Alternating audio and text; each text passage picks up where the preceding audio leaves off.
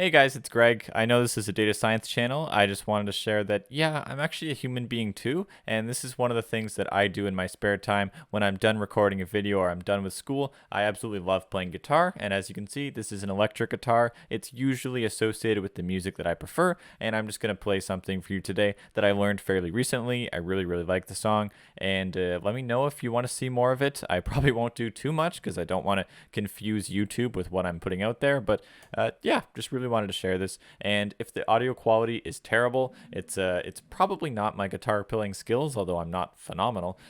It's probably because I'm literally outputting through this pair of headphones that I'm going to put right there into the mic right there. So if it's terrible, that's unfortunate, but here I go.